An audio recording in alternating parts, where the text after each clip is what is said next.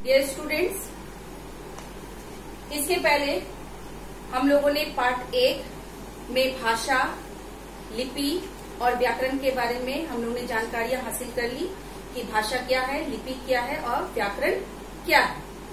जहां तक आप लोग को याद होगा कि मैंने व्याकरण के 3 भाग के बारे में आपको बताया था कि व्याकरण के 3 भाग होते हैं।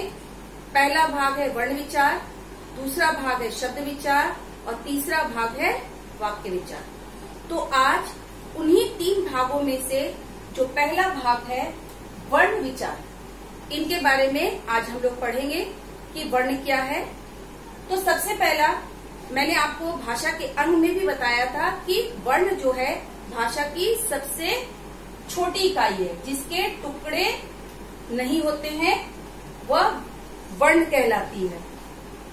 भाषा की सबसे छोटी इकाई जिसके टुकड़े ना हो, वर्ण कहलाती है। जैसे अ, आ, क के नीचे हलंत लगने का मतलब ये हुआ कि क से अ पहले ही निकाल दिया गया है। क, ख। अब है कि वर्णमाला किसे कहते हैं, माला किसे कहते हैं। तो माला के बारे में आप लोग जानते होंगे, या तो अगर हम फूलों की माला बनाएं या मोतियों की माला बनाएं तो क्या होता है कि सभी बिखरे हुए मोतियों को, बिखरे हुए फूलों को हम लोग एक धागे में पहले क्या करते हैं, उसको पिरोते हैं और पिरोने के बाद वह एक माला का रूप धारण कर लेता है। ठीक उसी प्रकार यहाँ पर वर्णों को भी एक जगह इकट्ठा क्रमबद्ध से लिखा जाता है, उसे ही हम वर्णमाला कहते हैं। तो वर्णों के समूह को हम क्या कहते हैं, वर्णमाला कहते हैं। और हमारे हिंदी भाषा में कुल 52 वर्ण हैं। कितने वर्ण होते हैं? कुल 52 वर्ण हैं। तो सबसे पहले वो 52 वर्ण कौन कौन से हैं, इसके बारे में आज हम लोग पढ़ेंगे। तो सबसे पहला जो है हिंदी में स्वर और व्यंजन आता है। तो सबसे पहला वर्ण है स्वर वर्ण। स्वर वर्ण में आपके संख्या 11 होती है और कौन कौन से हैं? अ, आ, ई, उ, री, ए, ओ, औ। इसकी संख्या कितनी हो गई? 11 हो गई। इन 11 संख्या में कुछ जो वर्ण होते हैं वह हरस स्वर होते हैं। जैसे अ, ई, उ और री, ये 4 जो वर्ण हैं वो हरस स्वर होते हैं। पहला अ, ई, उ और री, ये कौन सा है? हरस स्वर। हरस स्वर का मतलब ये आगे भी हम लोग पढ़ेंगे, लेकिन मैं थोड़ा बता देती हूँ कि हरस स्वर क्या होता है। जिसके उच्चारण करने में एक मात्रा का समय लगता है, मीन्स कम समय लगता है, उसे हम क्या कहते हैं? हरस स्वर कहते हैं। जैसे अ, ई, उ, री, इनके उच्चारण में मुझे कम समय देना पड़ा, इसलिए ये हरस स्वर है। और दूसरा जो होगा वो दीर्घ स्वर है और वो है आपका आ, ई, उ, ए, ओ, औ। ये क्या है? ये दीर्घ स्वर है।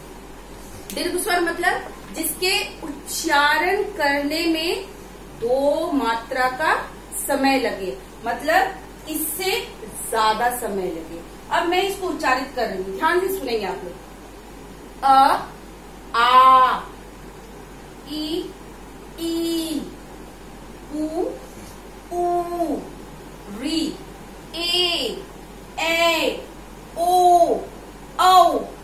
आप लोगों ने देखा कि यहाँ पर कम समय लग रहा है और यहाँ पर ज्यादा समय लग रहा है। यहाँ पर 1 मात्रा का समय लगा और यहाँ पर 2 मात्रा का समय लग रहा है। और इसकी संख्या कितनी है?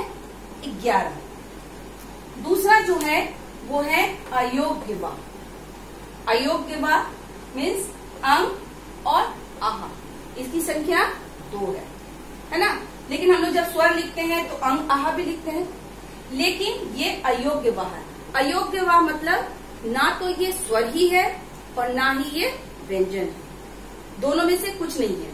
ना ही ये स्वर है ना ही ये व्यंजन है, क्योंकि जब हम इसका उच्चारण करते हैं अंग अंग अंग का उच्चारण आता है और आहा उच्चारण करते हैं तो आहा मीन्स ह व्यंजन का उच्चारण हमको सुनाई पड़ता है। ठीक उसी प्रकार इसमें भी अंग व्यंजन का सुनाई पड़ता है, इसलिए इसे हम अयोग्य वाह कहते हैं। जैसे एक एग्जाम्पल में मैं आपको एक शब्द बता रही हूं, अंग से हो गया, जैसे इसको हम उच्चारण करेंगे कैसे, ढंग ढंग, सुनाई पड़ रहा है ना, अंग की मात्रा आ रही है ढंग। और दूसरा है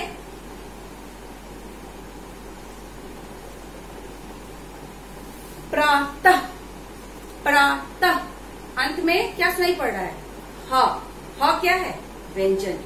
तो आपको समझ में आ गया कि ये अयोग्य वाह क्या है, अंग और आहा अयोग्य वाह है, ना ही ये स्वर होता है और ये ना ही व्यंजन होता है। अब हम लोग आएंगे व्यंजन की ओर, ठीक है। तो व्यंजन की कुल संख्या कितनी होती है, 33 होती है, 33 होती है। तो व्यंजन क्या क्या है, क, ख, ग, घ, अंग, च, छ, ज, झ, य, ट, ठ, ड, ढ, अण, त, थ, द, ध, न, प, फ, ब, भ, म, य, र, ल, व, तालव्य श, मूर्धन्य श, दंत श, ह। इसकी संख्या कितनी हो गई, 33। ये क्या हो गया, ये व्यंजन वर्ण है। अब इसमें क से लेकर के मीन्स यहां से हम इसको, ये क से लेकर के प, फ, ब, भ, म, व्यंजन को भी 3 भागों में बांटा गया है। सबसे पहला है स्पर्श व्यंजन, दूसरा है अंतस्थ व्यंजन और तीसरा है उष्म व्यंजन। ये हम लोग जब अगला क्लास लेंगे तो इसमें हम आपको और बताने की कोशिश करेंगे, लेकिन हम अभी शॉर्ट में बता रहे हैं कि क से म तक ये कौन सा व्यंजन है, स्पर्श व्यंजन। क्योंकि जब इन वर्णों का हम उच्चारण करते हैं तो हमारी जिह्वा, जिह्वा मीन्स जीभ, मुख के किसी न किसी भाग को क्या करती है, छूती है। जैसे क, ये आवाज कहाँ से आ रही है, कंठ से आ रही है। च, ये जो है हमारी जीभ जो है दांत को जाके क्या कर रही है, छू रही है। प, इसमें हमारे होंठ काम कर रहे हैं। तो इन वर्णों का जब हम उच्चारण करते हैं तो हमारी जिह्वा मुख के किसी न किसी भाग को क्या करती है, छूती है। तो ये स्पर्श व्यंजन के अंतर्गत आता है। अब य, र, ल, व, ये 4 जो वर्ण हैं ये आपके हो गए अंतस्थ व्यंजन। ये अंतस्थ व्यंजन, अंतस्थ व्यंजन का मतलब क्या है कि जिन वर्ण का उच्चारण करते समय जिह्वा हमारे तालु को छू करके फिर वापस अपनी जगह में आ जाते हैं, जैसे य, र, ल, व, ठीक है। उसके बाद है तालव्य श, मूर्धन्य श, दंत श, ह। ये कौन सा व्यंजन हो गया, ये हो गया आपको ऊष्म व्यंजन, ऊष्म व्यंजन। अब ऊष्म व्यंजन क्या है, ऊष्म व्यंजन में क्या होता है, जब हम वर्ण का उच्चारण करते हैं तो गर्म हवा अंदर में रगड़ खाती है, कंठ के अंदर रगड़ खाती हवा और गर्म हवा बाहर की ओर आती है। जैसे हम उच्चारण करें श, तालव्य श, मूर्धन्य श, दंत श, ह। आप घर में उच्चारण कीजिएगा तो आपको लगेगा कि आपके नाक के द्वारा और मुंह के द्वारा गर्म हवा आपके पास आ रही है। तो ये हो गए व्यंजन। व्यंजन के कितने भाग हो गए, व्यंजन के कितने हैं, 33 व्यंजन होते हैं, स्वर 11 होते हैं और 2 अयोग्य वाह होते हैं। तो यहाँ पर हम इसको जोड़ लेंगे 33, 11 और 2 कितना हो गया 3, 4, 33, 11, 2 कितना हो गया इसमें वर्ण कितना हो रहा है 46 क्या हो गया आपको 46। मैंने आपको बताया था कि कुल 52 वर्ण होते हैं तो कुछ वर्ण अभी बाकी है ये मैं रब कर रही हूं।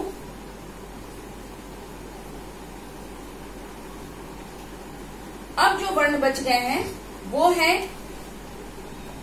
नंबर 4 में अंग ढ। ये कौन से वर्ण है ये उच्चत्त वर्ण है उच्चत्त वर्ण है ठीक है। और अंत में जो बच गया है वो है अक्षर त्र और ज्ञ और श। ये क्या है संयुक्त वर्ण है मीन्स दो वर्णों के मिलने से बनता है उसे हम क्या कहते हैं संयुक्त वर्ण कहते हैं। दो व्यंजन के मिलने से बनता है तो इसे हम संयुक्त वर्ण कहते हैं। तो नंबर 5 में हो गया और इसकी संख्या कितनी हो गई 2।